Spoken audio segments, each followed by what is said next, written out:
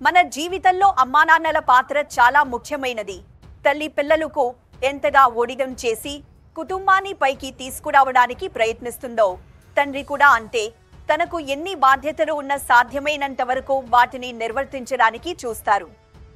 పిల్లలకు తిండి పెట్టి, లాల పోసి, నిద్రపుచ్చే జీవితం గురించి గొప్ప పాఠాలు నేర్పించేది తల్లి అయితే, ఆ కలలని నిజం చేసేవాడు తండ్రి. ఇద్దరితో మొదలైన జీవితం రాను రాను ముగ్గురుగా, నలుగురుగా మారిన ఎంత భారమైన బాధ్యతగా మోస్తూ, పిల్లలకు విద్యా బుద్ధుల్ని, నిత్య అవసరాలని అన్నిటినీ తీరుస్తూ, జీవితం పైన ఆశను కల్పిస్తూ ముందుకు నడిపించేవాడు తండ్రి. క్రమశిక్షణతో ఆ తండ్రి విద్యాబుద్ధులు నేర్పడానికి నాన్న కష్టాలు పడి, పిల్లలు తిండి గురించి, బట్టలు గురించి కష్టపడుతూ, తన ఆరోగ్యము, తన భార్య ఆరోగ్యం గురించి కూడా ఆలోచించకుండా పిల్లల్ని పెంచి పెద్ద చేస్తాడు తండ్రి. ఎంత చిన్న ఇంట్లో ఉన్నా తన జీవితం వెళ్ళిపోతుందని, తన బిడ్డల చదువుల కోసం, వాళ్ళ ఉన్నతి కోసం కష్టపడతారు.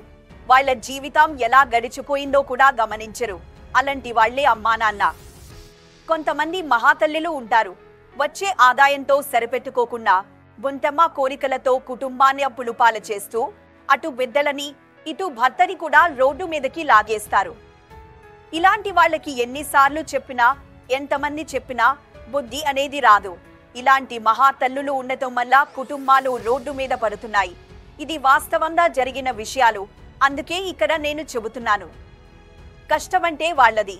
వాళ్ళకి ఓపిక ఉన్న నాళ్ళు మన కోసం కష్టపడి మనకు జీవితాన్ని ఇస్తారు. కానీ పిల్లలకి రెక్కలు రాగానే వాళ్ళని వదిలేసి వెళ్ళిపోతారు. ఆ తల్లిదండ్రుల గురించి అసలు పట్టించుకోరు. వాళ్ళు తిన్నారా, ఉన్నారా, ఏమైపోయారు అని పట్టించుకోరు. ఒకప్పుడు అమ్మా నాన్న ప్రపంచం అనుకున్న బిడ్డలకు కొత్త ప్రపంచం వస్తుంది. వాళ్ళకి భార్య పిల్లలు వస్తారు. వాళ్ళకి అవసరాలు ఉంటాయి. కానీ ఇంత జీవితం రావడానికి కారణమైన తల్లిదండ్రులు మర్చిపోవడం ఎంతవరకు కరెక్ట్ మీరే చెప్పండి. నువ్వు పెట్టే లక్షల్లో ఖర్చు కొంచెం తగ్గించుకుని నీ తల్లిదండ్రులకి అన్నం పెట్టడానికి నీ మనసంగీకరించదు. భర్త బాగుంటే భార్య బాగుండదు. భార్య బాగుంటే భర్త బాగుండరు. మీ వరకే మీరు తినాలి, మీ వరకే మీరు బ్రతకాలి. ఇదే నా జీవితం. తల్లిదండ్రుల రుణం తీర్చుకునే పద్ధతి ఇదేనా? ఇంత కూడా పెట్టి బంగ్లాలు కొన్ని, కారులు కొనుక్కుని, వజ్రాలు, నగలు ధరిస్తూ ఇదే జీవితం అనుకుంటే సరిపోతుందా? మీ ఊళ్ళో, మీ ఇంట్లో నీ తల్లిదండ్రులు ఎలా ఉన్నారో నువ్వు పట్టించుకోవా? వాళ్లతో మొదలైన నీ జీవితము మర్చిపోయావా? కన్నవాళ్ళకి ఇంత అన్నం కూడా పెట్టలేని ఇలాంటి పిల్లలు ఉన్నా ఒకటే, లేకపోయినా ఒకటే అని ఆ తల్లిదండ్రులు బాధపడ్డప్పుడు ఆ ఉసురు మీకు తగలదా? మీ బిడ్డలకు మంచి జరుగుతుందా? నువ్వు ఏది అయితే వాళ్లకు ఇస్తావో అదే బిడ్డలు నీకు ఇస్తారని మీరు మర్చిపోతే ఎలా? ఇవి చాలా చిన్న విషయాలు అనుకుంటాం, కానీ చాలా సున్నితమైన విషయాలు. కొన్ని కోట్లు ఇచ్చినా వాళ్ల రుణం తీరదు. అలాంటిది కాస్త అన్నం పెట్టడానికి ఆలోచించి వాళ్ళని రోడ్డు మీదకి గెంటేస్తే ఏమైపోతారు? మీ ఉన్నతికి అసలు కారణమైన అమ్మానాన్న పట్టెడు అన్నం కోసం అలమదిస్తుంటే మీకు ఎలా నిద్ర పడుతుంది? మీకు ఎలా తిండి వెళుతుంది లోపలికి? మీరు క్లబ్బులకి ఖర్చు పెట్టే డబ్బులు మీ తల్లిదండ్రులకు అన్నం పెట్టడానికి ఖర్చు పెట్టండి. అమ్మానాన్న బ్లెస్ చేస్తే మీరు ఇప్పుడున్న ప్లేస్ నుండి 100 రెట్లు మీదకి పైకి వెళ్తారు.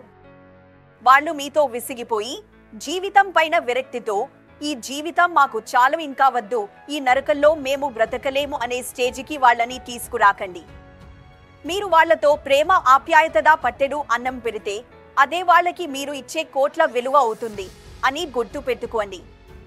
కన్న బిడ్డల ముందు కాస్త అన్నం కోసమో బట్టల కోసం చేతులు చాపి తల్లిదండ్రులని నిలబడి స్టేజిలోకి తీసుకువచ్చారు అంటే అలాంటి బిడ్డలు బ్రతికున్నా చచ్చిపోయినట్టే ఈ సమాజంలో. దయచేసి మీ అమ్మ నాన్నలను రోడ్డు మీద వదలకండి. ఇది నా వినతి. ఈ వీడియో కనుక మీకు నచ్చినట్టు అయితే లైక్ చేసి షేర్ చేయండి. అలాగే మీ అభిప్రాయాలను కామెంట్ రూపంలో తెలియచేయండి. ఇలాంటి మరిన్ని వీడియోస్ కోసం మన ఛానల్ను సబ్స్క్రైబ్ చేయండి. Thanks for watching.